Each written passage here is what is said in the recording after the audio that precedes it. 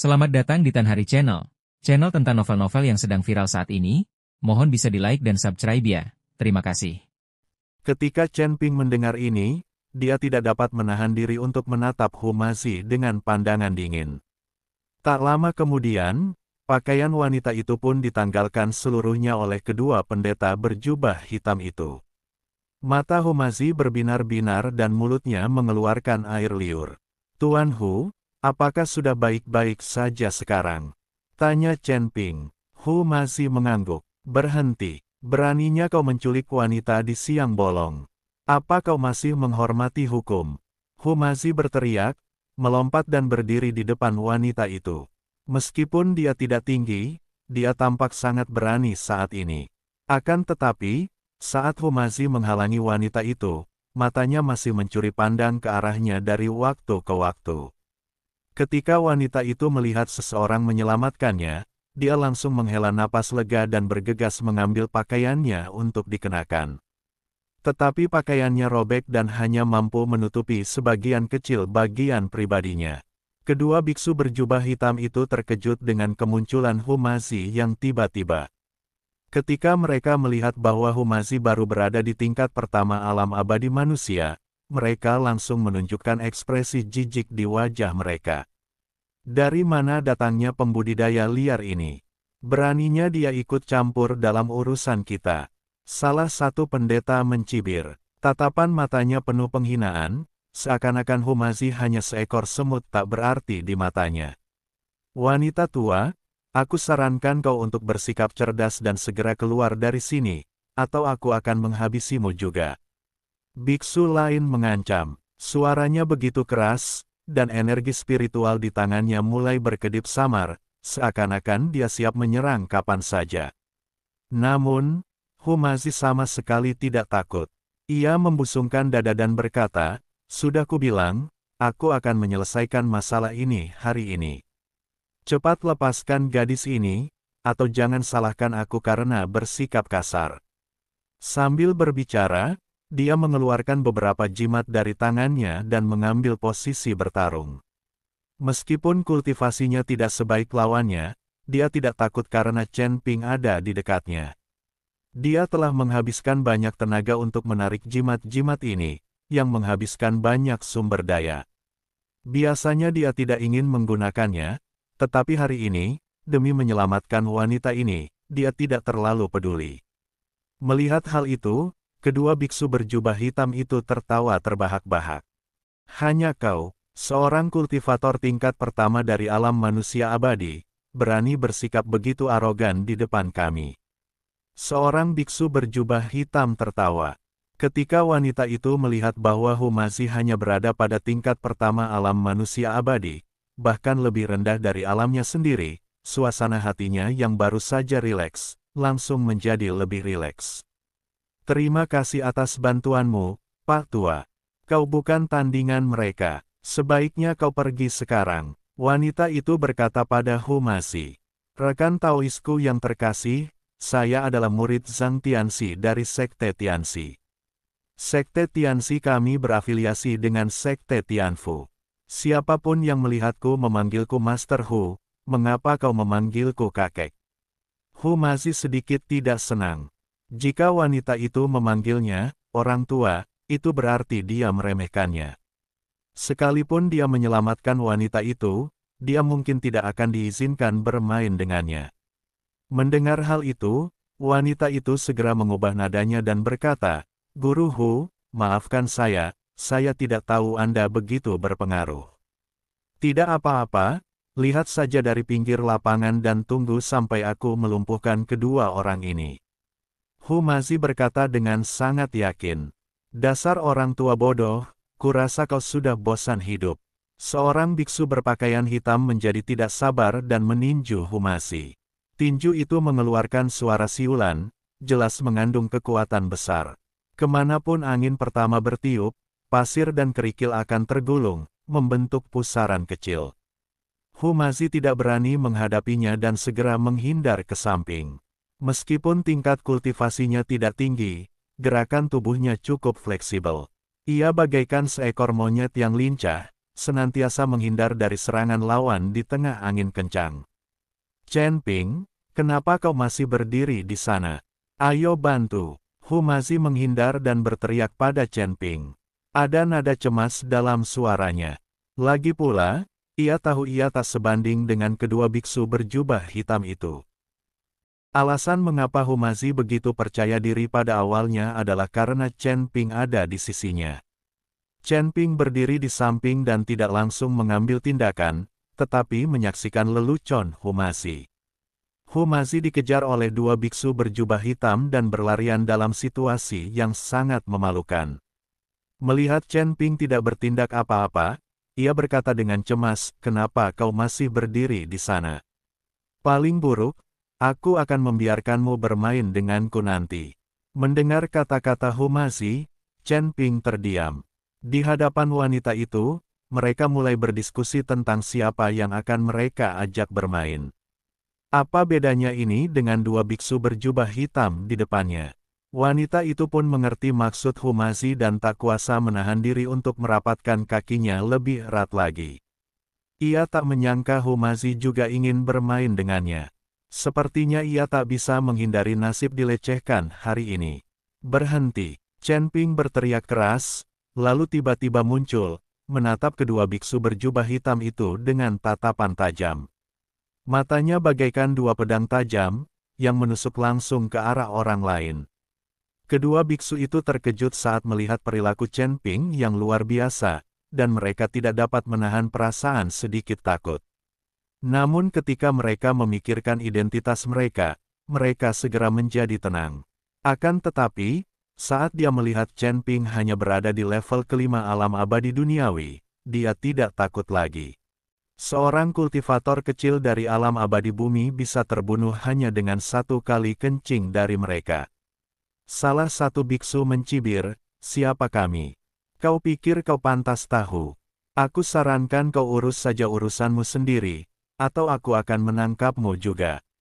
Suaranya penuh kesombongan, seolah-olah Chen Ping tidak layak disebut sama sekali di matanya. "Oh, jadi, identitas kalian sangat mengesankan." Senyum sinis muncul di bibir Chen Ping. Ada sedikit rasa jijik dalam senyumnya, seolah-olah dia sedang mengejek kesombongan orang lain. Biksu itu tampak kesal dengan sikap Chen Ping.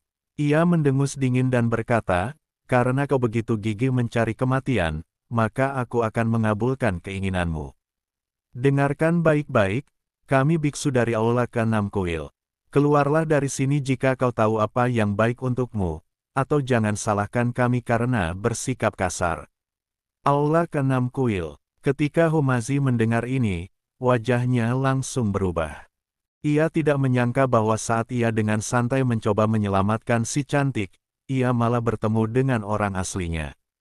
Sekilas terlihat keterkejutan di mata Chen Ping, tetapi kemudian dia kembali tenang. Memang benar setelah mencari jarum dalam tumpukan jerami, akhirnya ditemukan tanpa usaha apapun. Orang dari Aula ke-6 Kuil yang mereka cari tiba-tiba muncul di hadapan mereka.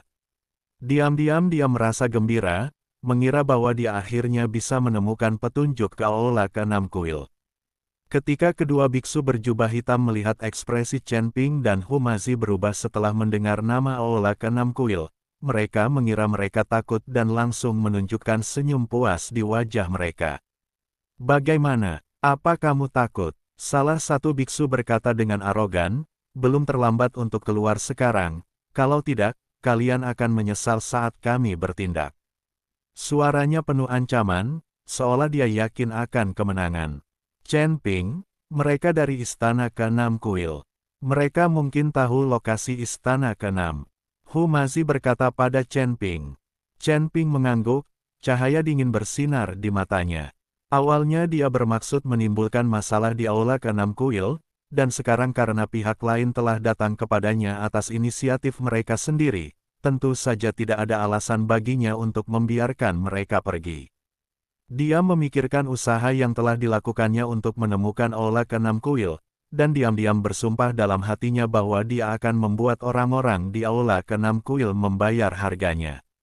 "Memangnya kenapa kalau kau Istana ke-6 Kuil suci? Di mataku, Kalian semua sampah. Belum lagi kalian anak buah kecil, bahkan Tuan Istana ke-6 pun sampah. Chen Ping berkata dengan suara dingin, dan aura di sekelilingnya mulai menjadi ganas.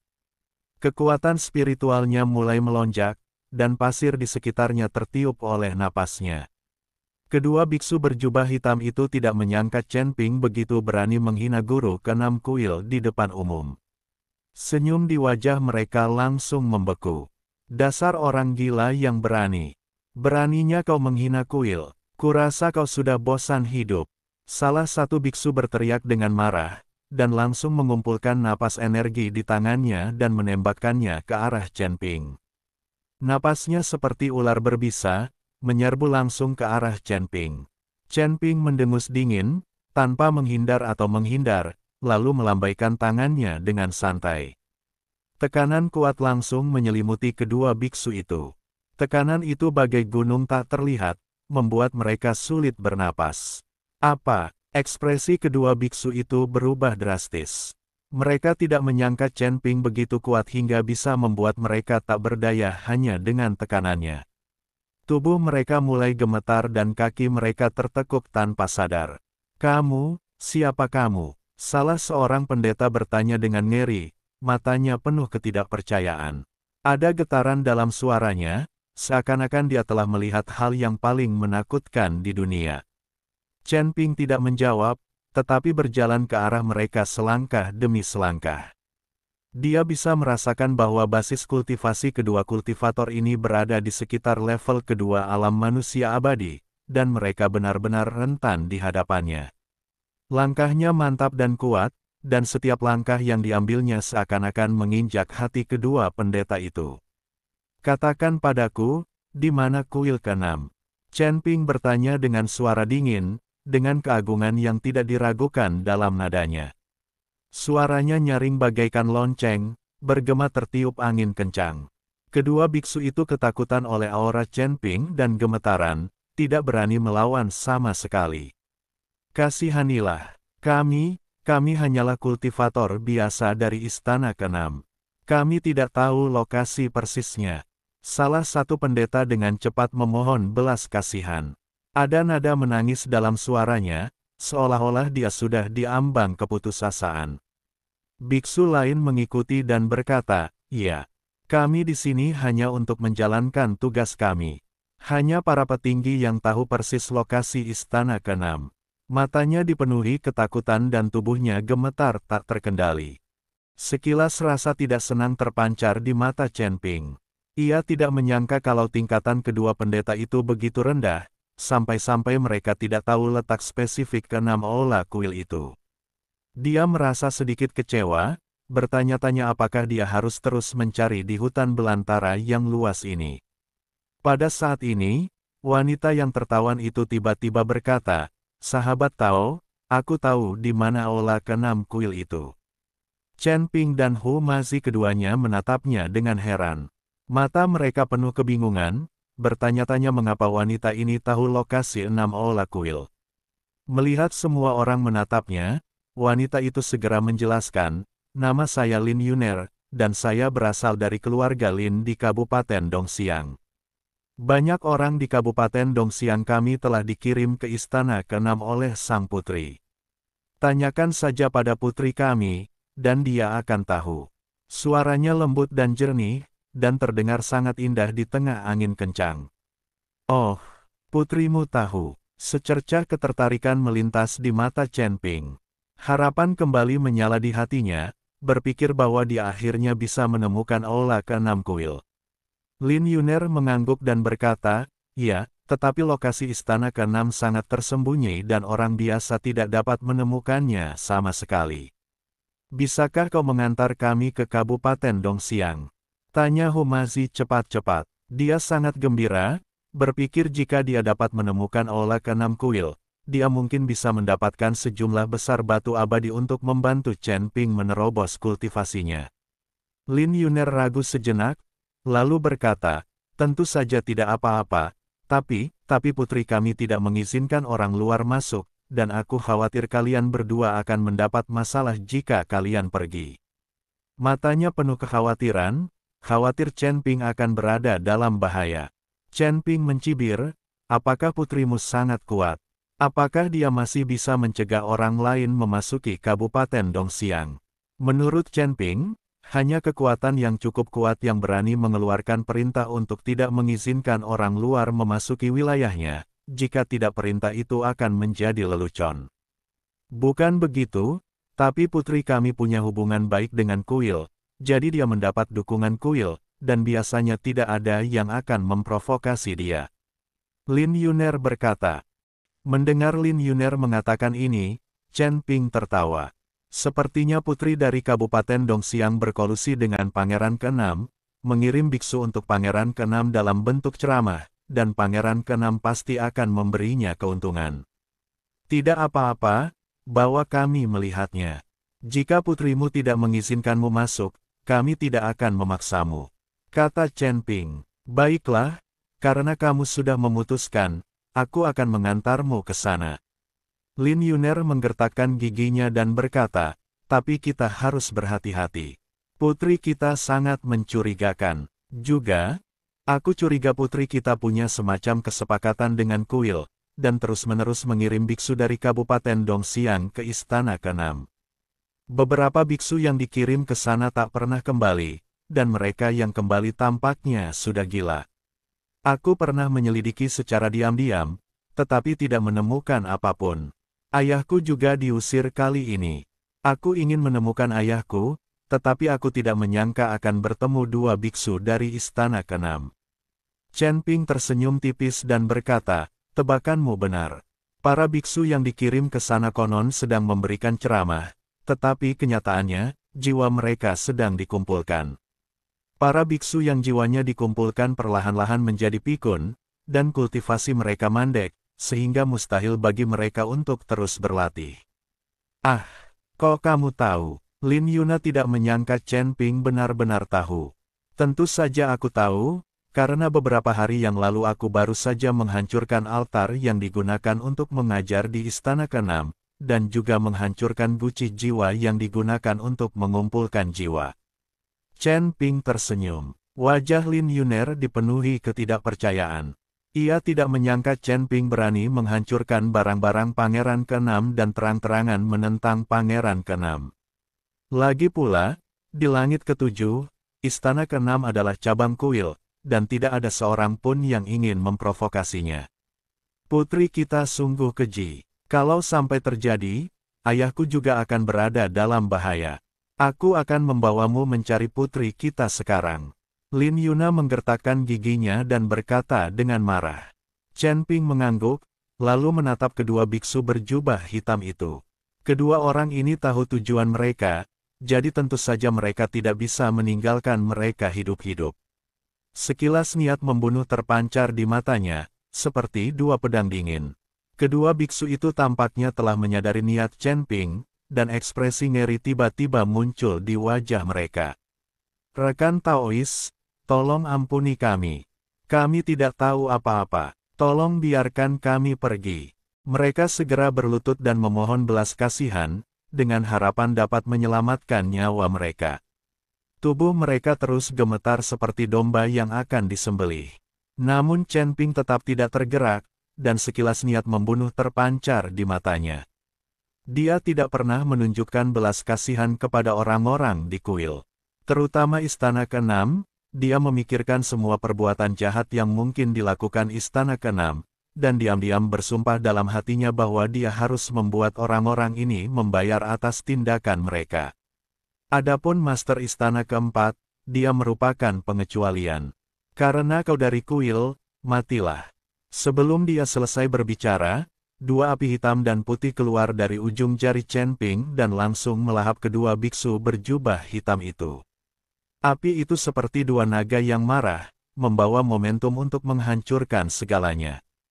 Kedua pendeta itu bahkan tidak sempat berteriak sebelum mereka hangus menjadi abu oleh api, tanpa meninggalkan jejak apapun. Ketika angin bertiup, abunya pun tertiup pergi seakan-akan tidak pernah ada. Lin Yuna tertegun melihat pemandangan ini. Mereka tidak menyangka Chen Ping begitu tegas dan kejam, membunuh orang tanpa ragu. Senior, kamu, Lin Yuner berkata dengan tergagap, sambil menatap Chen Ping dengan mata penuh kekaguman dan ketakutan. Diam-diam dia bertanya dalam hatinya, apa yang dialami lelaki ini, hingga ia memiliki kekuatan dan ketegasan yang begitu dahsyat. Chen Ping mengalihkan pandangannya dan berkata dengan tenang, orang-orang istana keenam telah melakukan banyak kejahatan dan pantas mati. Ayo kita pergi ke Kabupaten Dongxiang. Lin Yuna mengangguk, berbalik dan berjalan menuju Kabupaten Dongxiang. Humazi dan Chen Ping bergegas mengikutinya, dan ketiga sosok itu dengan cepat menghilang dalam angin dan pasir di gurun. Angin dan pasir masih bertiup. Chen Ping dan Humazi mengikuti jejak Lin Yuner dan berjalan menuju Kabupaten Dongxiang. Lin Yuna memimpin jalan di depan, langkahnya ringan dan tegas, seolah-olah dia sangat mengenal tanah tandus ini. Seberapa jauh Kabupaten Dongxiang dari sini? Tanya Humazi dengan tidak sabar. Hari-hari berlarian membuatnya sedikit lelah, dan sekarang setelah dia memiliki tujuan yang jelas, dia tidak sabar untuk menemukan lokasi Aula ke-6 kuil.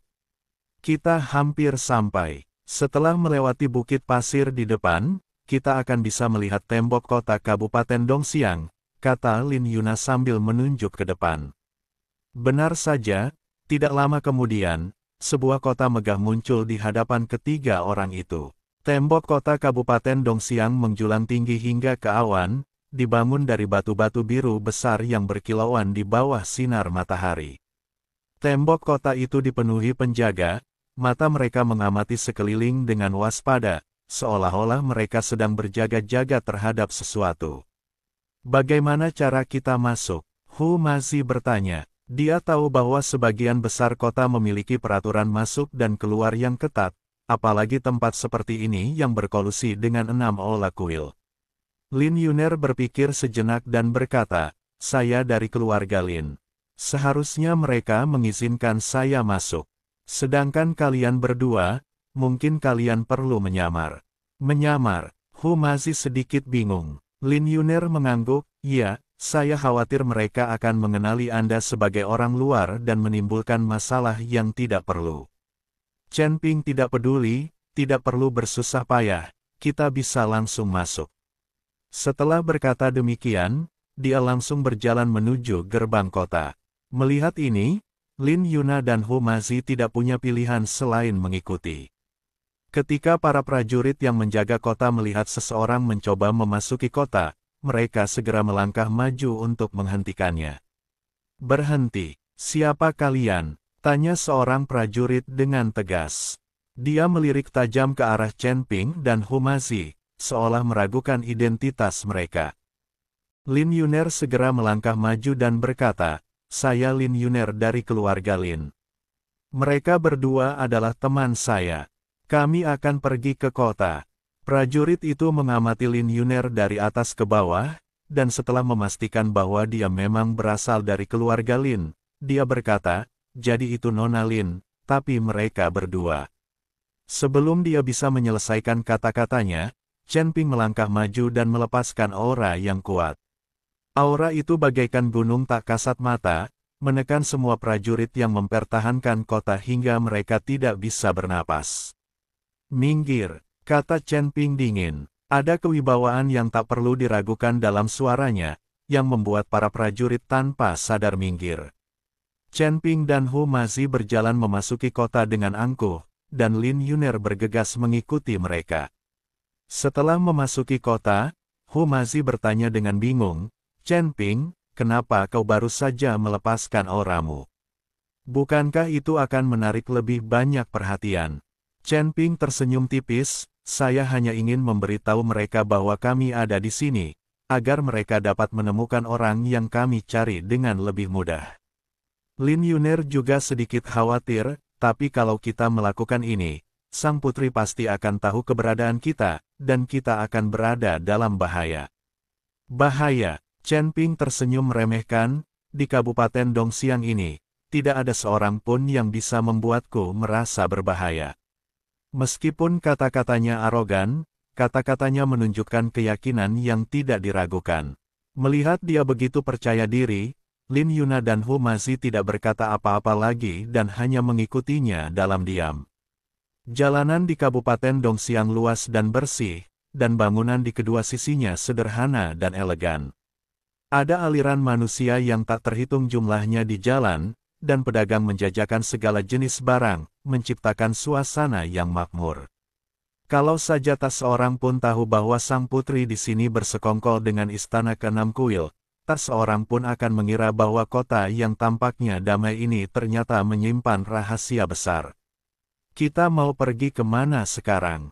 Tanya Hu Mazi. Lin Yuner berpikir sejenak dan berkata, ayo kita pergi ke keluarga Lin dulu. Aku ingin melihat apakah ayahku sudah kembali. Chen Ping mengangguk, baiklah, mari kita pergi ke keluarga Lin dulu untuk melihat situasinya. Mereka bertiga segera tiba di rumah keluarga Lin. Rumah besar keluarga Lin menempati area yang luas dan bergaya arsitektur yang sederhana namun elegan. Sekilas, tampak jelas bahwa rumah ini milik sebuah keluarga besar dengan sejarah panjang. Lin Yuner membawa Chen Ping dan Hu Mazi ke dalam mansion. Ketika para pelayan di mansion melihatnya, mereka semua membungkuk dan memberi hormat. Nona, Anda kembali. Seorang kepala pelayan tua bergegas maju dan berkata. Lin Yuner mengangguk, kepala pelayan Zhang, apakah ayahku sudah kembali? Kepala pelayan Zhang berkata, Tuan baru saja kembali dan sedang menunggu Anda di ruang kerja. Hati Lin Yuner dipenuhi kegembiraan, benarkah?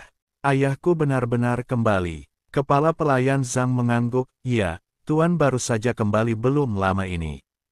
Lin Yuner bergegas berlari menuju ruang belajar, diikuti Chen Ping dan Hu Mazi. Di ruang kerja, seorang pria parubaya berjubah panjang sedang duduk di kursi. Wajahnya tampak lesu dan matanya penuh kelelahan. Tak perlu dikatakan lagi, orang ini pasti Ayah Yona. Ayah, teriak Lin Yuna penuh semangat. Pastor Lin mengangkat kepalanya dan melihat Lin Yuner, senyum muncul di wajahnya, Yuner, kamu kembali. Tetapi ketika dia melihat Chen Ping dan Hu Mazi, senyum di wajahnya membeku. Siapakah mereka berdua? Tanya Pastor Lin dengan sedikit kebingungan. Lin Yuner segera berkata, Ayah, mereka berdua adalah temanku, mereka ada di sini untuk membantu kita. Pastor Lin berpikir sejenak, lalu berkata, bantu kami. Adakah yang keluarga Lin kami butuhkan bantuannya? Ekspresi Lin Yuner tiba-tiba berubah jelek, Ayah, tidakkah Ayah ingat bahwa Ayah pergi menghadiri upacara pembukaan Istana ke-6? Mata Pastor Lin berkilat bingung, Istana ke-6. Memberi ceramah. Aku tidak ingat. Hati Lin Yuner mencelos. Ayah, bagaimana mungkin Ayah tidak ingat? Ayah jelas-jelas menghadiri upacara pembukaan Istana ke-6. Pastor Lin menggelengkan kepalanya, saya benar-benar tidak ingat. Saya hanya ingat bahwa saya menghadiri sebuah pertemuan penting. Mengenai isi pertemuan itu, saya sama sekali tidak ingat. Lin Yuner merasa semakin gelisah. Ia tahu bahwa arwah ayahnya pasti telah dikumpulkan oleh orang-orang Istana ke-6, itulah sebabnya ia kehilangan ingatannya. Ayah, jangan khawatir, Lin Yuner menghibur, kami akan menemukan cara untuk membantumu memulihkan ingatanmu. Pastor Lin mengangguk, tetapi masih ada kebingungan di matanya. Chen Ping dan Hu Mazi terdiam saat melihat pemandangan ini. Pastor Lin ini memang pernah melihatnya di kota angin hitam. Saat itu, Chen Ping menyerap jiwa orang-orang ini dan mengubahnya menjadi sumber daya untuk kultivasinya sendiri. Dalam situasi ini, mustahil untuk mengambil kembali jiwanya. Namun, Chen Ping terlalu malu untuk memberitahu Lin Yuna secara langsung. Bagaimanapun, jiwa ayah Lin telah diserap oleh Chen Ping. Dalam situasi saat itu, para biksu ini tertipu dan ingin menyerang Chen Ping satu persatu. Tentu saja, Chen Ping tidak dapat membantu mereka. Apa yang harus kita lakukan sekarang? Tanya Hu Mazi. Chen Ping berpikir sejenak, lalu berkata kepada Lin Yuner, Nona Lin, ayo kita ke istana putri dulu. Mungkin putrimu punya solusi. Ya, sang putri mengirim ayahku ke sana, dan kita harus menemukannya. Wajah Lin Yuna penuh kemarahan. Mereka bertiga pun segera berjalan menuju ke Istana Putri. Istana Putri terletak di pusat Kabupaten Dongxiang. Istana ini mencakup area yang lebih luas daripada Istana Lin dan memiliki gaya arsitektur yang lebih mewah. Ada dua baris penjaga yang berdiri di depan gerbang rumah besar, mata mereka dengan waspada mengamati setiap orang yang masuk dan keluar. "Berhenti, siapa kalian?" Seorang penjaga menghentikan mereka. Lin Yuner melangkah maju dan berkata, "Saya Lin Yuner dari keluarga Lin. Saya ingin bertemu dengan sang putri." Penjaga itu mengamati Lin Yuner dari atas ke bawah, lalu berkata, "Tuan Putri sedang mengurus urusan resmi dan tidak akan menemui orang luar." "Orang luar?" Lin Yuner sedikit marah. "Saya anggota keluarga Lin, bagaimana saya bisa dianggap orang luar?" Penjaga itu tetap tidak tergerak, ini perintah sang putri, tidak seorang pun bisa dikecualikan. Lin Yuna ingin mengatakan sesuatu, tetapi Chen Ping menghentikannya. "Minggir," kata Chen Ping dingin. Ada tekanan kuat dalam suaranya, yang membuat penjaga itu tanpa sadar minggir. Chen Ping dan Hu Mazi berjalan dengan angkuh menuju ke rumah sang putri, dan Lin Yuner pun bergegas mengikutinya. Istana itu dihiasi dengan mewah, pavilion dan menara yang ditata secara teratur, tetapi Chen Ping dan Hu Mazi tidak berminat untuk menghargainya. Mereka tahu bahwa badai akan segera terjadi. Ketika saya tiba di aula, saya melihat sang putri duduk di kursi utama, mengenakan jubah brokat yang indah, mahkota giok di kepalanya, dan wajah yang agung. Saat dia melihat Lin Yuna datang bersama dua orang asing, sekilas rasa tidak senang terpancar di matanya, tetapi dia segera menenangkan diri. "Lin Yuna, mengapa kau membawa kedua orang asing ini menemuiku?" tanya sang putri dengan dingin. Lin Yuner mengumpulkan keberaniannya, menatap langsung ke mata sang putri, dan berkata, "Putri, saya datang ke sini hari ini untuk menanyakan sesuatu kepada Anda. Mengapa Anda terus mengirim biksu kami dari Kabupaten Dongxiang ke Aula ke-6 Kuil? Beberapa biksu yang dikirim ke sana tak pernah kembali, dan mereka yang kembali menjadi gila. Apa yang sebenarnya terjadi?" Ekspresi sang putri berubah sedikit, tetapi dia segera kembali tenang. Dia mencibir dan berkata, "Lin Yuner, apa kau sedang menanyaiku?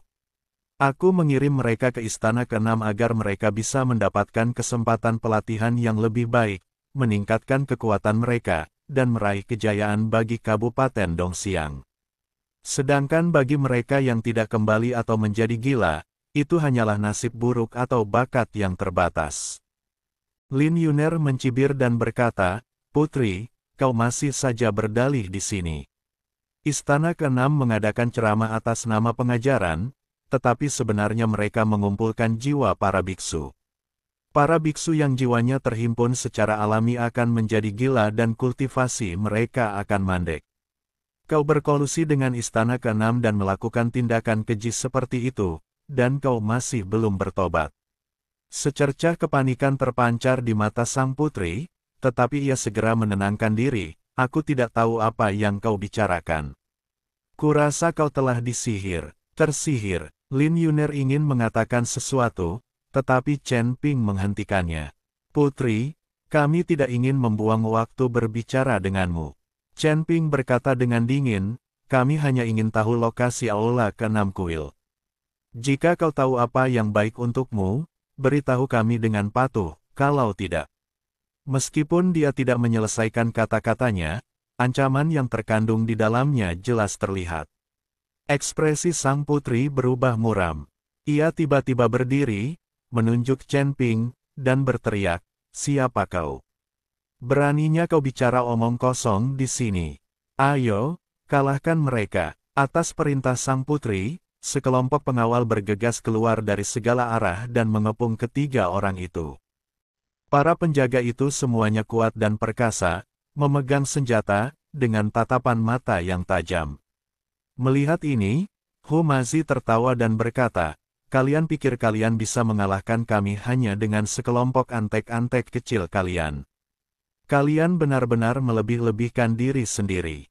Sambil berbicara, dia mengeluarkan beberapa jimat dari tangannya dan bersiap untuk bertarung. Chen Ping melambaikan tangannya, memberi isyarat kepada Humazi agar tidak bersikap impulsif. Ia melirik tajam ke arah para penjaga di sekitarnya, lalu perlahan berkata, "Putri, apakah menurutmu para penjaga ini bisa menghentikan kita? Aku sarankan kau memberitahu kami lokasi Pangeran ke-6. Kalau tidak, kau tidak akan sanggup menanggung akibatnya." Sang putri mencibir dan berkata, Kau, bocah nakal yang tidak tahu bagaimana bersikap sombong di depanku.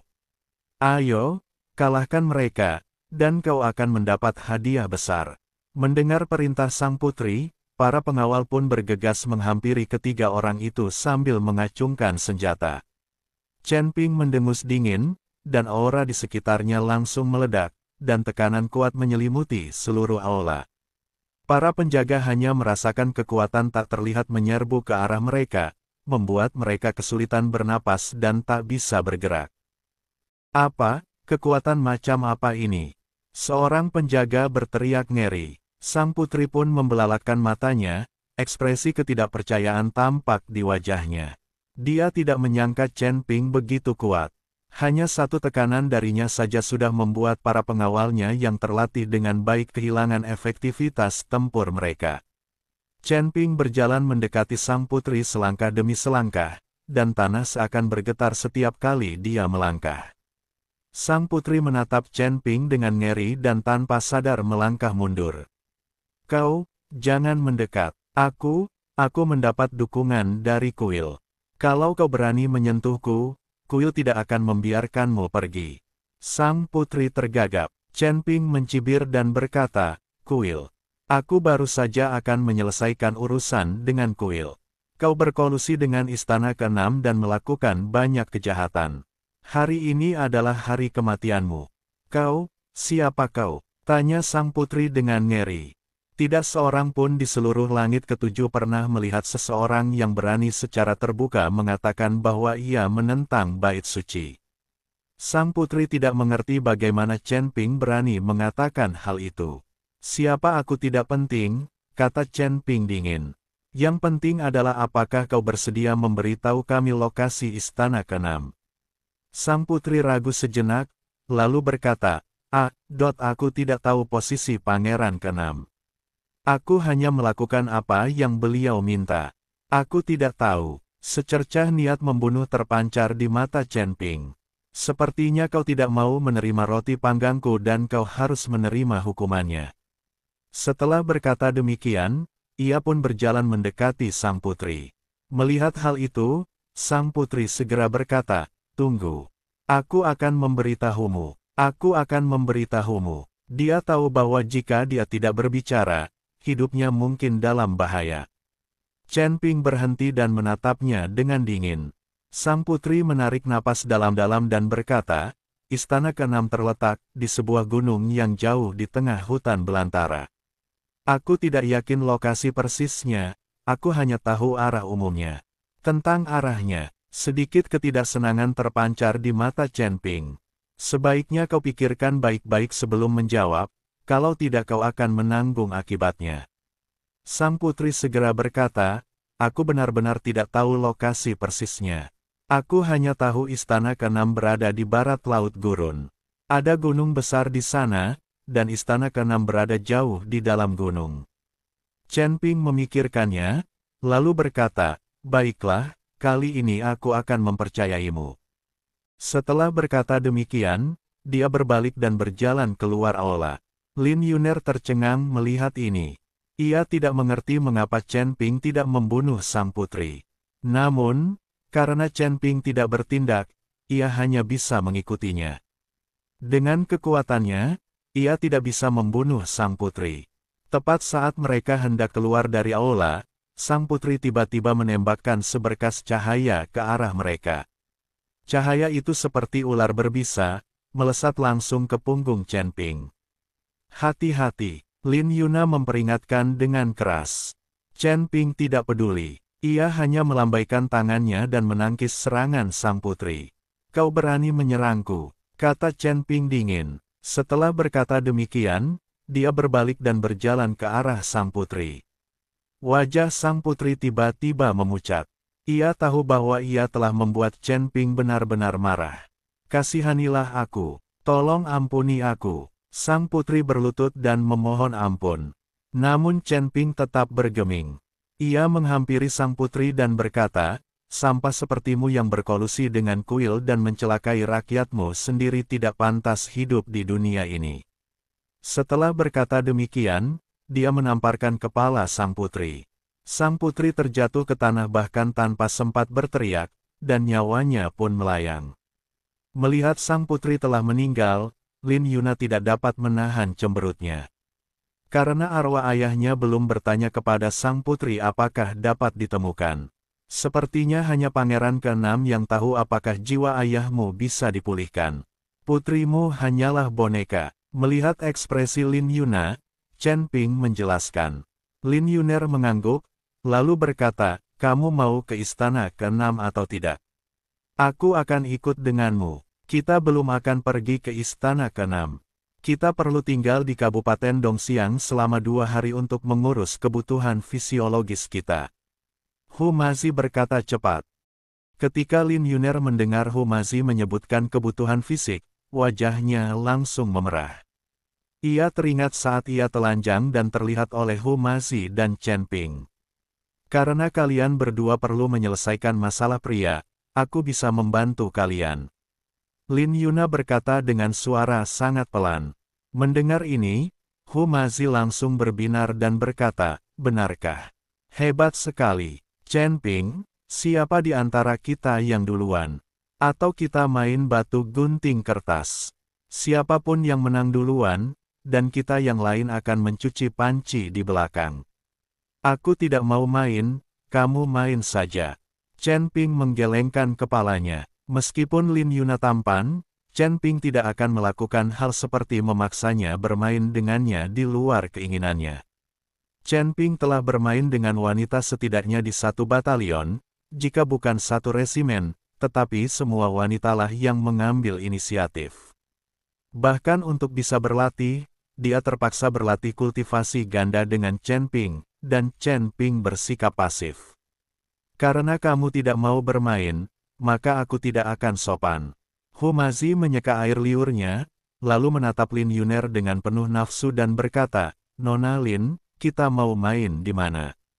Pilih tempat yang nyaman saja." Lin Yuner tertegun sejenak, lalu tersipu dan berkata, Apa yang kau pikirkan? Aku bilang aku akan membantumu, dan aku akan mencarikan kalian 2 pelayan dari keluarga Linku. Tapi jangan khawatir, pelayan-pelayan yang kutemukan juga sangat cantik, dan mereka semua gadis dewasa." "Ah!" Hu Mazi tercengang. Ternyata bukan Lin Yuna yang menawarkan tubuhnya untuk mereka mainkan, melainkan mencari 2 pelayan. Tapi kemudian dia berpikir, pelayan juga perempuan, selama ada perempuan, semuanya akan baik-baik saja. Hu Mazi mengangguk dan berkata, "Oke, karena Chen Ping tidak mau bermain, berikan aku kedua pelayan itu." Lin Yuner mengangguk, "Kalau begitu ikuti aku." Lin Yuner mengangguk, "Kalau begitu ikuti aku." Lin Yuner membawa Chen Ping dan Hu Mazi ke keluarga Lin lagi, dan kemudian meminta pengurus rumah tangga untuk mencari 2 pembantu agar Hu Mazi dapat menjamunya. Tak lama kemudian, terdengar jeritan seorang wanita dari kamar Hu Mazi, yang menunjukkan bahwa Hu Mazi benar-benar tidak dapat menahannya. Chen Ping tetap di kamar, bersiap untuknya, berencana untuk beristirahat. Setelah Hu Mazi melampiaskan amarahnya, ia akan pergi mencari Liu Dian. Pada saat ini, Lin Yuner mendorong pintu hingga terbuka dan masuk. Melihat Chen Ping duduk di tempat tidur, ia bertanya, "Rekan Taois Chen, apakah karena Anda tidak menyukai pelayan yang saya siapkan, maka Anda tidak menginginkannya?" "Tidak, aku hanya tidak terlalu tertarik." Chen Ping menggelengkan kepalanya. "Rekan Taois Chen, kau telah menyelamatkan hidupku, aku harus membalas budimu. Jika kau tidak tertarik pada pembantu, aku bisa membantumu memenuhi kebutuhanmu." Saat Lin Yuna berbicara, dia mulai melepas pakaiannya secara aktif. Namun, Yona menangis sambil melepas pakaiannya. Meski Chen Ping tampan dan muda, Lin Yuner tidak merasa jijik padanya, tetapi dia masih merasa sedikit enggan untuk memberikan tubuhnya dengan cara yang tidak jelas seperti itu. Tetapi bagaimanapun juga, Chen Ping telah menyelamatkan hidupnya, dan dia tidak punya cara untuk membalasnya, jadi dia hanya bisa menggunakan tubuhnya sendiri. Nona Lin, Anda salah paham. Bukan itu maksud saya. Chen Ping segera bangkit dan mengenakan pakaian Lin Yuna. Orang-orang sudah menangis, Chen Ping tidak bisa memaksa mereka. Terlebih lagi, Chen Ping tidak kekurangan wanita. Jika dia benar-benar menginginkannya, kemungkinan terburuk yang bisa terjadi adalah dia kembali ke surga ke-6, tetapi ada ratusan wanita yang menunggunya. Saat dia berada di tingkat ke-6, Chen Ping benar-benar terkuras habis oleh Ling Yue dan ratusan murid perempuan dari Sekte Raja Obat, dan dia tidak mau memikirkannya untuk sementara waktu. Rekan Taois Chen, apakah menurutmu aku jelek? Lin Yuna bertanya. Lin Yuna tidak percaya jika dia menanggalkan pakaiannya atas inisiatifnya sendiri. Tidak ada pria yang dapat menolak. Tidak, aku tidak bisa. Chen Ping tidak punya pilihan selain berbohong dan mengatakan bahwa dia tidak bisa melakukannya. Mendengar ini, Lin Yuner terkejut dan menatap Chen Ping dengan tak percaya. Setelah beberapa saat, ia berkata, "Rekan Taois Chen, jangan terlalu pesimis. Mungkin seni bela diri yang kau latih membuatmu kehilangan kemampuan untuk menjadi seorang pria. Kau bisa mencoba mengubah seni bela dirimu. Mungkin itu akan lebih baik." "Saya akan mencoba." Chen Ping mengangguk. Karena Chen Ping tidak mampu, Lin Yuner berhenti mengkhawatirkannya dan meninggalkan kamar Chen Ping. Melihat Lin Yuna pergi, Chen Ping menghela napas panjang. Tetapi saat dia duduk di tempat tidur, Chen Ping merasakan pedang pembunuh naga di tubuhnya bergetar, diikuti oleh kilatan cahaya putih. Seorang wanita muncul di depan Chen Ping. Zhongli. Melihat wanita ini, Chen Ping tiba-tiba menjadi sangat gembira dan melangkah maju untuk memegang tangannya erat-erat. Ternyata roh pedang Zhongli dari pedang pembunuh naga yang keluar. Sejak Zhongli terluka, ia memulihkan diri di dalam pedang pembunuh naga dan tidak pernah keluar lagi. Sekarang dia tiba-tiba keluar, tampaknya cederanya sudah sembuh. "Guru," Zhongli tersenyum pada Chen Ping. "Apakah lukamu sudah sembuh?" tanya Chen Ping. Zhongli mengangguk. "Tidak apa-apa. Aku sangat merindukan guru selama ini. Aku terjebak di dalam pedang pembunuh naga, tak bisa keluar. Melihat guru lebih menyukai wanita lain, aku jadi iri setengah mati." Menatap mata Zhongli yang penuh harap dan penuh iba, Chen Ping tentu tahu apa yang diinginkan Zhongli. "Awalnya aku ingin istirahat, tapi karena Zhongli membutuhkannya, aku tidak punya pilihan selain memberikannya padanya." Setelah Chen Ping selesai berbicara, dia memeluk Zhongli dan melemparkan dirinya ke tempat tidur. Ruang upacara Istana ke-6. Sue Wuying duduk di kursi dengan wajah muram, dan di hadapannya adalah Master Istana ke-6 Jinfu. "Jinfu, Guci jiwa telah hancur. Masih bisakah kau menyerahkan jiwamu? Kami di Istana Jalan Jahat tulus dan telah memberimu sejumlah besar batu abadi yang dimurnikan." Sue Wuying menanyai Tuan Istana ke-6 Jinfu. "Jangan khawatir, Tetua Sue. Aku sudah memberi tahu Kepala Istana ketiga tentang masalah ini. Beliau sudah mengirim Kepala Istana kelima untuk membantuku menangani Chen Ping. Asalkan kau membunuh Chen Ping, aku akan langsung menyerahkan jiwanya kepadamu. Jiwa anak ini jauh lebih kuat daripada kultivator lainnya." Master Istana ke-6 Jinfu dengan cepat meyakinkan. "Baiklah, sebaiknya kau urus masalah ini. Chen Ping bukan orang yang mudah ditipu. Dulu di surga ke-6, aku melihatnya memimpin anak buahnya melawan sang pemakan jiwa. Akhirnya, dia bahkan dibantu oleh para master dari surga ke-9. Kalau aku tidak melihat situasi ini dan segera kabur, aku pasti sudah terkubur di surga ke-6. Kata Sue Wuying. Seorang guru dari surga ke-9 ingin membantu Tuan Istana ke-6, Jinfu, tercengang. Ia tidak tahu apa yang terjadi di surga keenam. Apa yang terjadi pada sang pemakan jiwa? Apakah jiwanya juga hancur? Sue Wuying menggelengkan kepalanya dan berkata, tidak, dia diselamatkan oleh seseorang. Siapa yang menyelamatkannya? Tuan Istana Keenam Jin Fu menjadi tertarik. Jangan bertanya hal-hal yang tidak seharusnya kau tanyakan. Mereka semua adalah orang-orang penting di surga ke-9. Sekalipun aku memberitahumu, kau mungkin tidak akan mengerti. Tapi jangan lupakan jiwa. Selama kita bekerja sama dengan senang hati, Aula Jalan Jahat kita pasti akan membantu Master Aula ketiga untuk akhirnya mengendalikan seluruh kuil. Kata Sue Wuying, jangan khawatir, aku sudah memerintahkan orang-orang untuk mulai mengumpulkan jiwa lagi, kata penguasa Istana Keenam meyakinkan. Sue Wuying mengangguk, lalu berdiri dan pergi.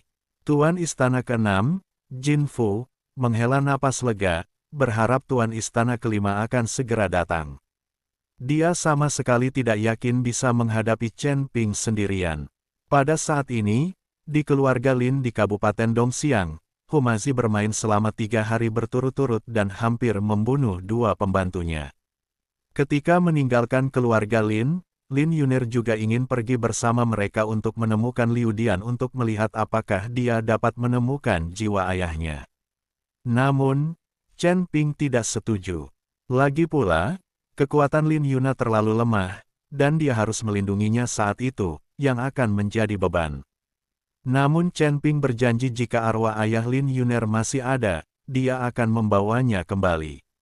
Namun Chen Ping sendiri tahu bahwa jiwa ayah Lin Yuner telah lama hilang dan diserap oleh Chen Ping sebagai sumber daya. Lin Yuna mengangguk, lalu membiarkan Chen Ping dan Humazi pergi. Meninggalkan Kabupaten Dongxiang, Chen Ping dan Humazi mengikuti arahan yang diberikan oleh sang putri. Angin dan pasir melolong bagaikan binatang buas yang marah, dan tanah tandus itu luas dan tak berbatas, seakan tidak ada ujungnya. Setelah Chen Ping dan Humazi meninggalkan Kabupaten Dongxiang, mereka berjalan tanpa ragu menuju arah barat laut yang disebutkan oleh sang putri. Chen Ping, apakah menurutmu apa yang dikatakan sang putri itu benar? Apakah Istana Keenam benar-benar berada di pegunungan di barat laut gurun? Humazi sedikit ragu, mengerutkan kening sedikit, dan bertanya dengan ragu-ragu. Chen Ping mengangguk pelan, ekspresinya tenang dan penuh tekad, lalu berkata, seharusnya memang begitu. Dia sudah terjebak di dalam toples saat itu dan tidak berani berbohong. Dan dilihat dari reaksinya yang panik dan sengaja disembunyikan, dia memang hanyalah boneka yang dimanipulasi. Rahasia sebenarnya ada pada Pangeran Keenam. Mendengar ini, Humazi langsung berbinar. Ia terkekeh dan menggosok-gosok tangannya, sambil berkata, bagus sekali. Saat kita menemukan Istana Keenam, kita harus memberi mereka pelajaran. Mereka berani sekali mengumpulkan jiwa para biksu untuk dikultivasi. Mereka benar-benar gila dan telah kehilangan kemanusiaan mereka. Aku takkan pernah bisa meredakan kebencianku kecuali aku mencabik-cabik mereka. Chen Ping meliriknya dengan acuh tak acuh, matanya seolah mampu melihat menembus segalanya, dan tampak membawa kesombongan bawaan. Lalu ia berkata perlahan, jangan khawatir, masa-masa indah mereka sudah berakhir. Di hadapanku, Chen Ping, iblis jahat manapun hanyalah seekor ayam dan seekor anjing, yang rentan terhadap satu pukulan.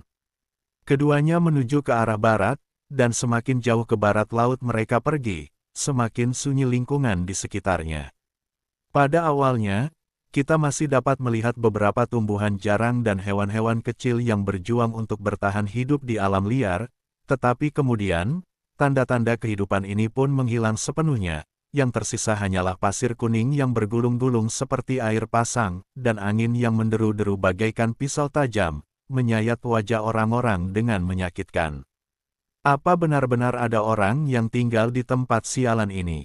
Rasanya tempat ini bahkan tidak layak huni. Humazi tidak dapat menahan diri untuk tidak mengeluh, sambil melindungi matanya dari angin dan pasir dengan tangannya.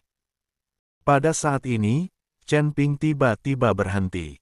Berdiri tegak seperti pohon pinus, Tatapannya setajam obor, ia menunjuk ke depan dan berkata, "Lihat, ada gunung di sana." Humazi melihat ke arah jari Chen Ping, dan melihat sebuah gunung besar menjulang dari tanah dan menjulang ke langit di cakrawala yang jauh. Gunung itu gelap gulita, bagaikan seekor binatang raksasa yang tengah tertidur lelap, memancarkan aura suram dan mengerikan yang membuat orang-orang bergidik, seakan-akan setiap kali mendekat, mereka akan ditelan oleh kekuatan jahat. Apakah itu gunung tempat istana ke-6 berada? Kelihatannya aneh sekali. Aku merasa gunung itu menyimpan banyak rahasia dan bahaya yang tak terkatakan. Humazi menelan ludah dan sedikit rasa takut muncul di hatinya. Chen Ping mengangguk, ekspresinya tegas, bagaikan gunung es yang tak tergoyahkan, lalu berkata, "Seharusnya ada di sana. Lihatlah aura di sekitar gunung itu, penuh dengan energi jahat, jelas karena telah mengumpulkan banyak jiwa.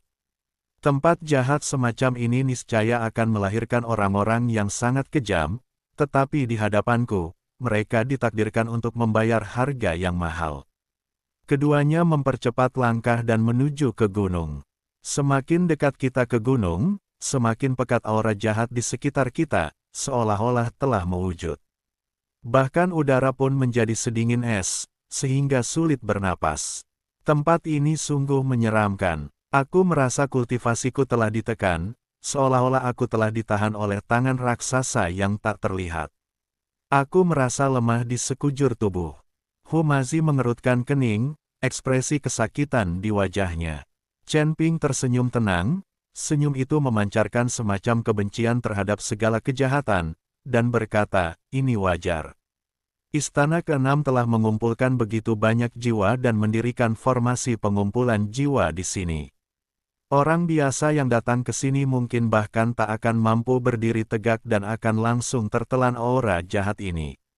Namun, di hadapanku, formasi apapun, kekuatan jahat apapun, hanyalah permainan anak-anak." Saat mereka berbicara, mereka telah sampai di kaki gunung.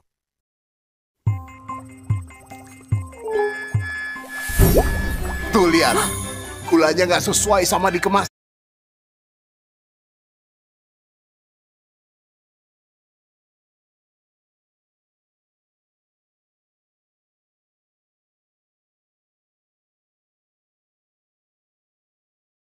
Halo bosku, jumpa lagi dengan channel Masno22.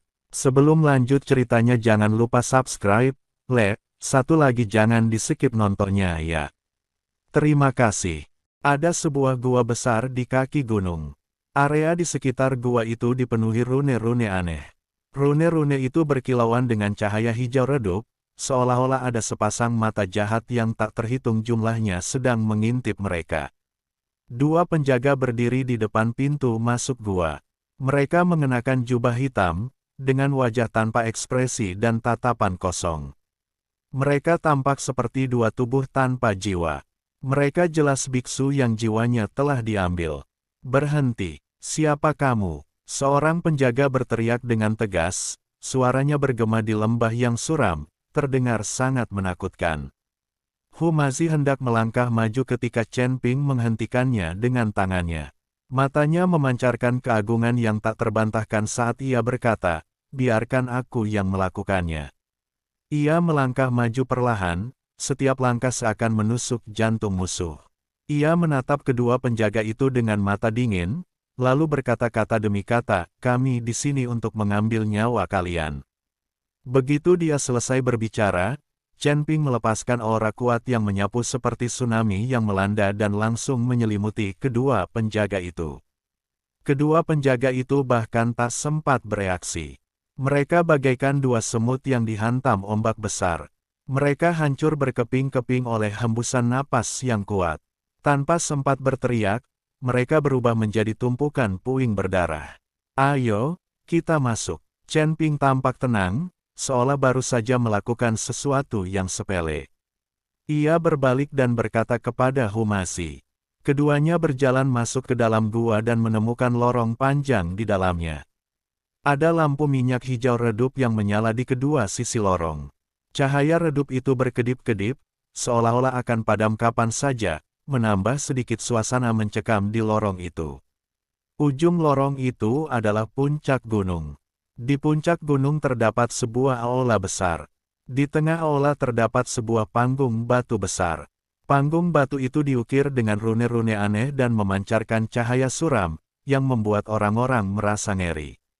Lebih dari selusin biksu terbaring di atas panggung batu, mata mereka terpejam, wajah mereka sepucat kertas, dan napas mereka lemah. Jelas bahwa jiwa mereka telah direnggut dan nyawa mereka terancam. Ada lebih dari selusin pria berpakaian hitam berdiri di sekitar aula, melantunkan mantra-mantra aneh. Mantra-mantra itu rendah dan suram, seperti panggilan dari neraka, dan mereka tampaknya sedang melakukan semacam ritual jahat. Benar saja, ritual jahat sedang dilakukan di sini. Orang-orang tak berperasaan ini sama sekali tidak menganggap serius nyawa orang lain. Hari ini, aku akan membuat mereka membayar harganya. Humazi berkata dengan marah, matanya menyala-nyala karena amarah. Niat membunuh yang membara terpancar di mata Chen Ping, bagaikan bila es di musim dingin, membuat orang-orang bergidik. Ia berkata dengan dingin, hari ini adalah hari kematianmu. Di bawah pedangku, semua kejahatan akan musnah. Begitu dia selesai berbicara, Chen Ping melompat dan menyerbu ke arah orang-orang berpakaian hitam itu bagaikan seekor elang yang mengembangkan sayapnya. Sosoknya menggambar lengkungan tajam di aula yang remang-remang, membawa momentum yang tak terhentikan. Melihat ini, para pria berbaju hitam itu berbalik satu demi satu, mata mereka berkilat merah, seperti sekelompok binatang buas yang dirasuki setan. Mereka jelas telah dikuasai oleh sihir jahat dan kehilangan kesadaran diri. Bunuh mereka, seorang pria berpakaian hitam berteriak, suaranya tajam dan menusuk. Lebih dari selusin pria berbaju hitam menyerbu Chen Ping secara bersamaan. Gerakan mereka serempak, seperti sekelompok prajurit terlatih, yang jelas telah menjalani pelatihan khusus. Namun di hadapan Chen Ping, orang-orang ini rentan seperti semut. Chen Ping memukul dan menendang, dan setiap gerakan mengandung kekuatan yang kuat, seolah-olah dapat membelah gunung dan memecahkan batu. Gerakannya halus dan mulus, dan orang-orang berbaju hitam itu sama sekali tak mampu melawan. Mereka terpental satu demi satu dan jatuh tersungkur ke tanah. Suara patah tulang terdengar silih berganti, dan mereka tak mampu lagi berdiri. Humazi tak mau kalah. Ia mengeluarkan beberapa jimat, yang memancarkan cahaya misterius di tangannya. Ia menggumamkan sesuatu dan melemparkannya ke arah para biksu yang masih terbaring di atas panggung batu. Jimat-jimat itu berubah menjadi cahaya keemasan di udara, melesat melintasi langit seperti meteor, mendarat di atas para pendeta dan langsung menghilangkan mantra jahat pada mereka. Terima kasih banyak telah menyelamatkan nyawa kami, senior. Setelah para biksu sadar kembali, mereka bersujud kepada Humazi dan mengungkapkan rasa terima kasih mereka, mata mereka penuh dengan rasa syukur. Humazi melambaikan tangannya dan berkata dengan acuh tak acuh, tidak perlu berterima kasih kepada kami. Pergilah sekarang, tempat ini akan segera menjadi medan perang. Orang-orang ini tidak akan sanggup menahan amarah saudaraku. Para biksu itu tidak berani menunda dan segera bangkit serta meninggalkan aula, seolah-olah ada roh jahat yang mengejar mereka. Pada saat ini, langkah kaki berat terdengar dari belakang aula, seolah-olah kematian sedang mendekat. Seorang pria berjubah emas berjalan keluar. Wajahnya menyeramkan dan matanya penuh niat membunuh, bagaikan ular berbisa yang bersembunyi di kegelapan. Dia adalah Tuan Istana ke-6, Jin Fu. Chen Ping, akhirnya kau di sini. Aku tak menyangka kau menemukan istanaku secepat ini. Beraninya kalian berdua menerobos masuk ke istana ke-6ku dan mengganggu upacaraku. Jin Fu berteriak dengan tegas, suaranya bergema di aula dengan keagungan yang tidak dapat diganggu-gugat. Meskipun Jin Fu sedikit panik saat itu, dia tidak bisa menunjukkannya. Chen Ping menatap master istana ke-6 dengan acuh tak acuh, seolah-olah sedang menatap orang mati, lalu berkata perlahan, lihat betapa bersalahnya dirimu. Apa kau takut setengah mati sekarang? Kenapa kau berpura-pura begitu sombong? Berlututlah dan panggil aku kakek sekarang, mungkin aku bisa membuat kematianmu lebih menyakitkan. Mendengar ini, wajah Jin Fu menjadi muram, matanya muram saat ia berkata, hanya kau. Kau pikir kau bisa membunuhku? Kau benar-benar melebih-lebihkan dirimu sendiri. Aku berada di kuil suci di atasku, dan Master Istana Kelima akan segera tiba. Akan kupastikan kaulah yang akan mati. Humazi berkata dengan nada meremehkan, apa kuil ini begitu hebat? Biar kukatakan saja, di hadapan Chen Ping, Raja Dewa kuilmu bahkan tidak pantas mengangkat sepatunya. Kekuatan Chen Ping saat ini di luar imajinasimu. Mendengar ini, Chen Ping segera melirik Humazi dan terbatuk, lalu berkata, Tuan Hu, sudah cukup. Jangan terlalu berlebihan. Chen Ping sekarang memiliki kemampuan untuk melawan Raja Dewa, belum lagi mustahil bagi Chen Ping untuk menjadi musuh seluruh kuil. Lagi pula, Master Istana Keempat telah benar-benar membantunya. Aku cuma mau menakut-nakuti dia. Apa kau tidak lihat kalau Master Istana Keenam hampir kencing di toilet? Humazi menyeringai dan berkata. Mendengar kata-kata Humazi, raut wajah Master Istana Keenam, Jin Fu, berubah sangat buruk, seolah-olah ia telah memakan seekor lalat. Ia berteriak dengan marah, beraninya kau menghinaku. Hari ini aku akan menunjukkan betapa hebatnya aku. Setelah mengatakan itu, Jin Fu melepaskan aura yang kuat, yang menyerbu Chen Ping dan Humazi seperti gelombang pasang. Kemanapun aura itu lewat, udara terkompresi dan mengeluarkan suara mendesis. Wajah Humazi berubah, dan ia segera mengalirkan energi abadi di tubuhnya untuk melawan. Sebuah perisai energi abadi yang samar muncul di sekujur tubuhnya, tetapi di bawah hantaman napas yang kuat ini, retakan masih muncul di perisai tersebut. Namun Chen Ping tetap tak bergerak. Ia hanya menatap Jin Fu dengan dingin, tatapannya seolah membekukan segalanya. Ia lalu berkata, kultivasimu memang cukup bagus, tapi sayangnya, kau bertemu denganku. Di hadapanku, kau hanyalah sampah.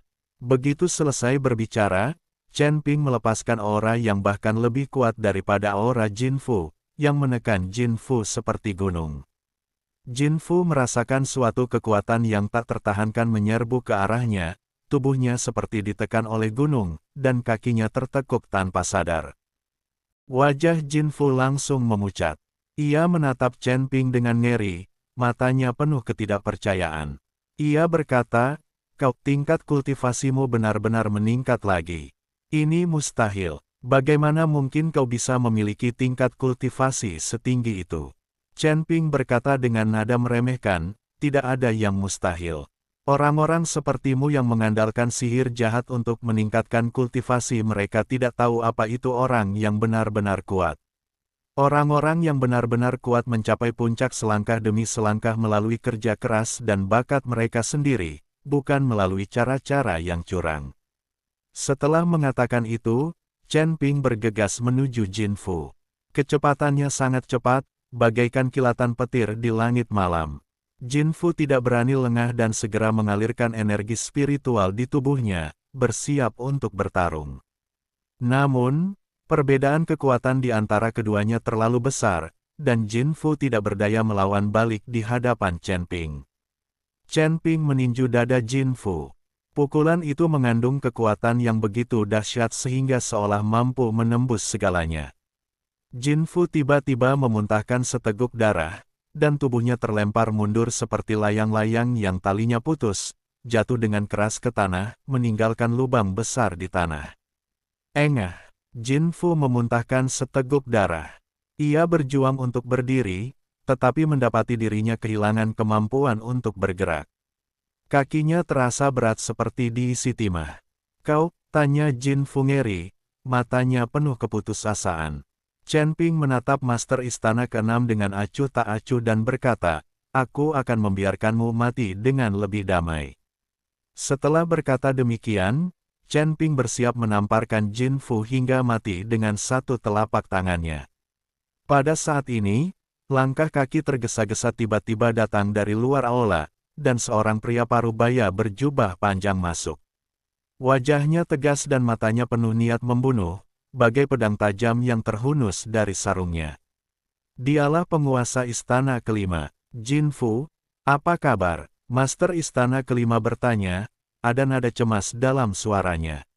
Ketika Jin Fu melihat kepala istana kelima, secercah harapan muncul di wajahnya, seolah-olah ia telah mencapai titik terendah.